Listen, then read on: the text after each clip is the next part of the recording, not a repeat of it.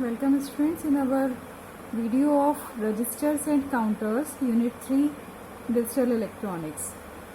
So registers, which are simply a group of flip-flops, and these are used to store a single binary number. आप इस चीज़ को कैसे समझेंगे? आपने मान लीजिए कोई डेटा स्टोर किया, कोई भी हम इंफॉर्मेशन जो स्टोर करेंगे वो किस फॉर्म में होगा, मोबाइल में या किसी भी डिजिटल यूनिट में. It will be in form of digital signal.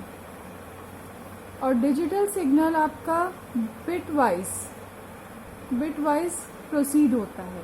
यानी कोई कंट्रोलर है, मान लीजिए उस कंट्रोलर में कितने बिट का डेटा हम स्टोर कर सकते हैं वो उसकी डेटा लाइंस पर डिपेंड करेगा. फॉर एग्ज़ाम्पल 8 बिट का डेटा हम स्टोर कर सकते थे. अब इस 8 बिट के डेटा से क्या मतलब है? It will be in form of ones and zeros. It may be 1 0 1 1 0 1 1 0, right. 1 2 3 4 5 6 7 and 8 bit.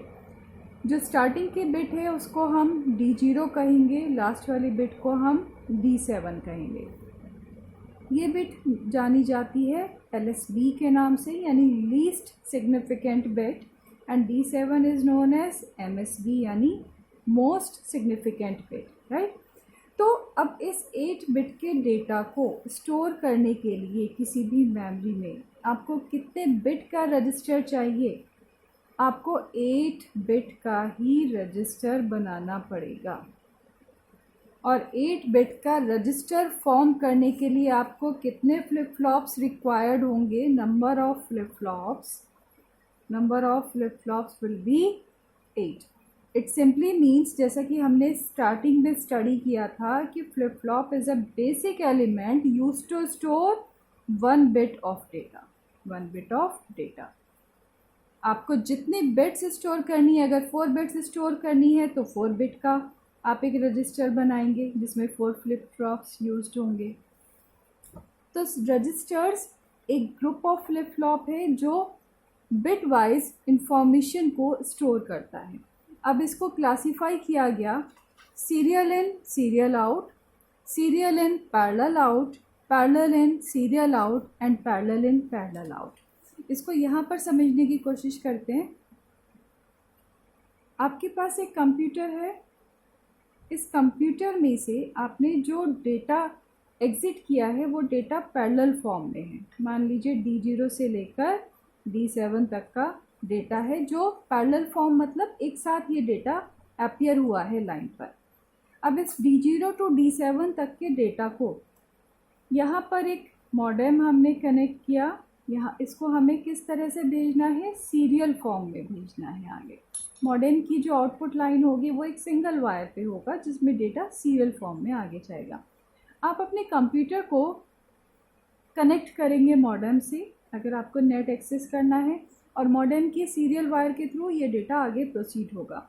अब सेम डेटा का एग्जांपल लेते हैं हम. मान लीजिए यहाँ पर हमारे पास कौन सा डेटा था? D0 से D7 तक का. It was 1011 1011 011 and 0.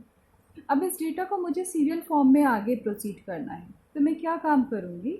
I will just send the least significant bit first. उसके बाद क्या भेजा? उससे अगली बिट भेजी उसी लाइन पर, फिर उससे अगली बिट भेजी. अब ये सारे बिट्स आपकी सीरियल फॉर्म में कैसे आएंगी? All these bits will come in serial form. आपने सबको टाइम फिक्स करके दे दिया है. एक इक्वल टाइम इंटरवल हमने सारे बिट्स को इन फॉर्म ऑफ पल्सेस हमने प्रोवाइड किया. 0 सबसे पहले रिप्रेजेंटिंग था 0. यहाँ पे हम 1 रिप्रेजेंट करेंगे, मान लीजिए +5 वोल्ट से. Then 1 1, it is showing the 1. Second bit भी इसके बाद 1 है. Then again we have a 0. Then again we have 2 1s, again 0 and 1. तो ये डेटा अब एक सिंगल लाइन पर आपका ट्रेवल करेगा, and this parallel data is now change in form of a serial data. तो ये कॉम्बिनेशन क्या कहलाया? पैरेलल टू सीरियल कन्वर्जन, यानी पैरेलल इन, सीरियल आउट. इसका रिवर्स क्या होगा? Serial in, parallel out. अगर हम कोई स्ट्रीम डाउनलोड कर रहे हैं तो डाउनलोड में आप क्या करोगे? मॉडेम के थ्रू आप अपने कंप्यूटर पे डाउनलोड करोगे. वहाँ से डेटा किस फॉर्म में आया है? सीरियल फॉर्म में. यहाँ पर डेटा किस फॉर्म में एग्जिट होगा, पैरेलल फॉर्म में। तो ये दो कॉम्बिनेशंस कौन से हुए, पैरेलल इन सीरियल आउट और सीरियल इन पैरेलल आउट। दो कॉम्बिनेशन हमारे कौन से और बनेंगे, सीरियल इन सीरियल आउट, आपने डेटा सीरियली ही एंटर कराया और सीरियली ही आपने उसको एग्जिट किया, as well as parallel in parallel out, right. तो ये चार कॉम्बिनेशंस, अब हम इसको समझने की कोशिश करते हैं। Serial in serial out, single bit हमने एंटर कराई, बिटवाइज ही एग्जिट होगा। इसमें हर एक क्लॉक पल्स के साथ एक बिट का डेटा आपका आगे फॉरवर्ड होता जाएगा। सीरियल इन पैरेलल आउट, यानी कि नंबर ऑफ आउटपुट लाइंस ज़्यादा होंगी। Parallel in serial out, number of input lines ज़्यादा होंगी। And parallel in parallel out, दोनों लाइंस हमारी इक्वल होंगी। तो सबसे पहला कॉम्बिनेशन हमारा सीरियल इन सीरियल आउट का, इसको आप JK flip flop, D flip flop, जिस फ्लिप फ्लॉप से भी आप चाहें उससे बना सकते हैं। तो पहले 4 बिट के लिए हम एक एग्जांपल लेते हैं। जितने बिट का डेटा आप उठा रहे हैं उतने ही बिट का आपको रजिस्टर यूज़ करना था, राइट। तो हमने 4 फ्लिप फ्लॉप्स यहाँ पर ले लिए। इन 4 फ्लिप फ्लॉप्स को हम कैसे कनेक्ट करेंगे, J and K input terminals हुआ करते थे, Q and Q bar output terminals होते थे, जिसमें Q बार कॉम्प्लीमेंट्री आउटपुट थी और Q आपकी ओरिजिनल आउटपुट थी। तो आपने अब किस तरह से इसको कनेक्ट किया है, आपने इनपुट दिया J पर, इसकी आउटपुट आपने अगले के इनपुट पिन पर कनेक्ट की, यानी पहले की आउटपुट कहाँ कनेक्ट हुई, अगले स्ट्रीम के इनपुट पॉइंट पर। Again the output connected with input and so on. तो ये कॉम्बिनेशन क्या है, serial in and serial out. आपको सिर्फ एक चीज़ ध्यान रखनी है कि आप सारी क्लॉक सिग्नल्स को, जो आपके फ्लिप फ्लॉप्स पर क्लॉक सिग्नल्स हैं, उन सबको आप एक साथ कनेक्ट करेंगे, राइट। अगर आपको यही same configurations SISO D flip flop से बनाना हो तो ज़रा ध्यान कीजिए कि हम JK फ्लिप फ्लॉप से D फ्लिप फ्लॉप कैसे बनाते थे।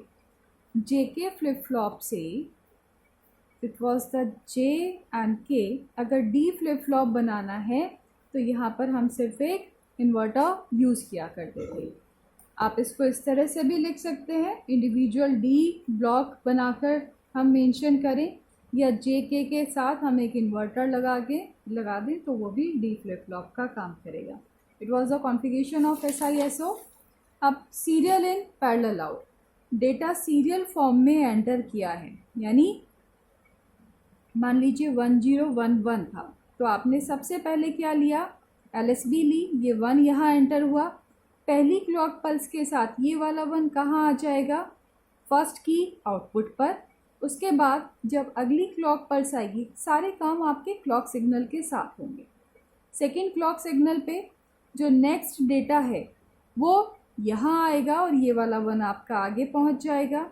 देन थर्ड क्लॉक पे 0 प्रोसीड होगा, सिमिलरली फोर्थ क्लॉक पर 1 प्रोसीड होगा। जब आप फाइनल आउटपुट चेक करेंगे तो ये 1011 की फॉर्म में ही आपको दिखाई देगी।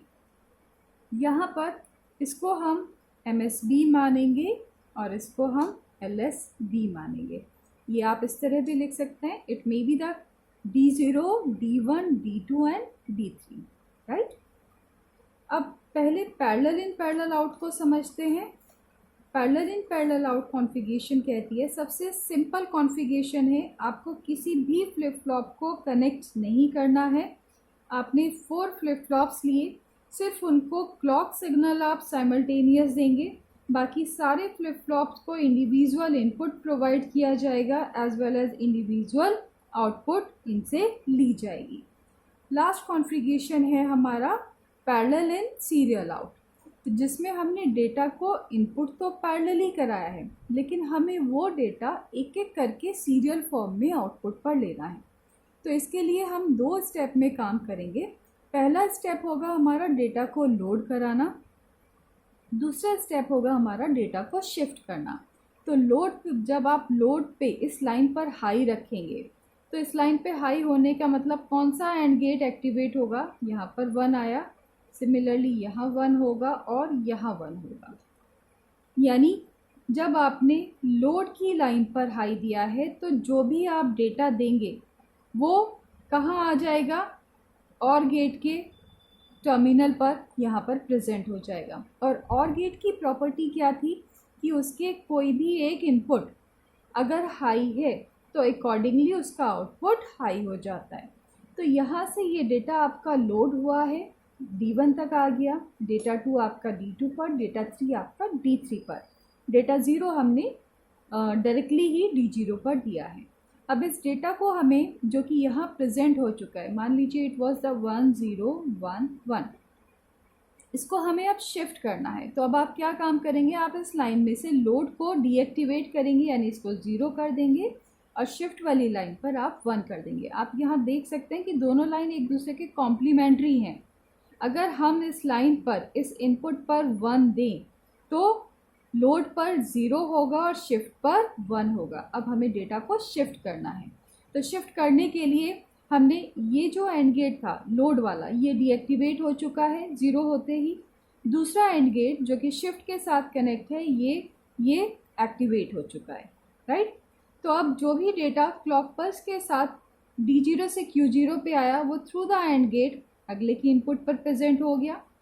D1 से Q1 पर जो आया था वो थ्रू द एंड गेट और गेट अगले की इनपुट पर प्रेजेंट हो चुका है। सिमिलरली अब ये डेटा फर्स्ट फ्लिप फ्लॉप से नेक्स्ट फ्लिप फ्लॉप में शिफ्ट होता जाएगा। It was a case of parallel in serial up.